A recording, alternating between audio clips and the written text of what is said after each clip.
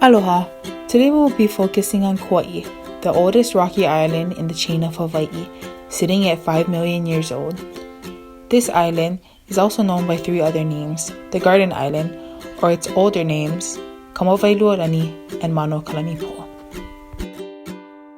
This here is a geological map depicting Kauaʻi. In this video, we'll be focusing on a place in the moku of Kona, the largest moku on Kauaʻi, sitting at the most western part of the island. This dry aina or land is called Waimea. Heading west, driving into small Waimea town, you'll be met by the Waimea River along with its beach, the most unique beach on the island of Kauaʻi. Both are important for what makes Waimea so distinctive. But what makes Waimea so unique? What makes Waimea so unique is that it is the only beach on Kauaʻi with black sand. Waimea's black sand beach stretches from Heiau Pa'ulaula, most commonly known as Russian Fort, to Kikiaola Boat Harbor in Kekaha.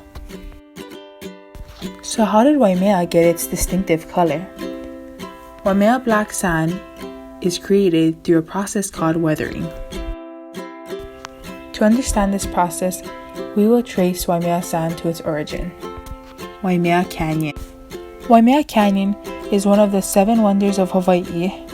It stretches at 10 miles long, a mile wide, and 3,600 feet deep, with a different climate at the top from the bottom.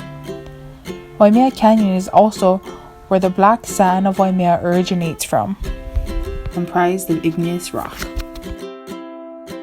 According to Ralph Moberly, Doak Cox, Theodore Chamberlain, Floyd McCoy, and J.F. Campbell, Waimea Canyon is made up of igneous rock that formed when Kauaʻi's caldera was filled with lava from Kauaʻi's shielded volcano.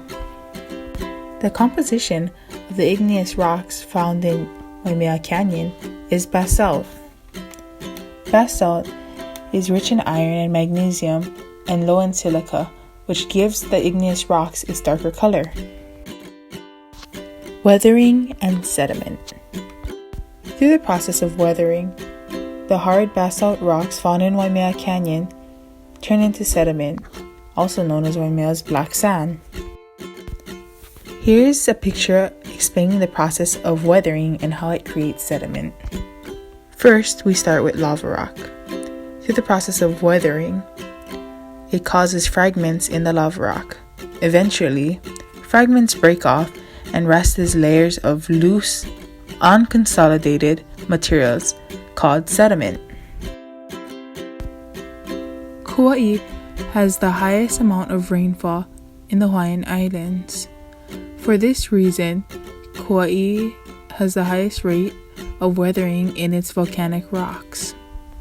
Applying this process to Waimea, all these steps can be observed simply from taking a little trip from the uplands to the ocean. Starting at Waimea Canyon, we can observe the fragments created in the igneous rock by weathering. Walking further along the river, we find broken fragments of igneous rock. These rocks eventually break into small pebble-like pieces. These small pebble-like rocks fall into the Waimea River, where they are carried out to the ocean. While this is being done, they start breaking down even more. These pebbles eventually make their way to the beach. By then, they have turned into a coarse textured sand. Sediment can also be reformed into sedimentary rock. Sedimentary rocks are created through a process called compaction and cementation. Here is a picture that explains the process of compaction and cementation. The process of compaction and cementation starts with weathering, which we have learned about in a previous slide. From weathering, rocks turn into sediment. Then, through cementation, water getting into the sediment and compaction layers of pressure over years, the material becomes lithified and turns into sedimentary rock. The extensive deposit of colluvium and alluvium can create cemented sand dunes and beach rocks, and sediment can form coastal plains. Now that we have learned about the geology of Waimea, what makes the ahupua'a of Waimea so culturally significant? Waimea is culturally significant in many ways. First, it is home to significant cultural locations that hold a multitude of Kauaʻi stories. Examples of these locations are Kikiaola, Menehune Ditch, created by Chief Ola. Chief Ola was half Menehune and half Ali'i. Another location is Pauʻulaʻula, known as Russian Fort.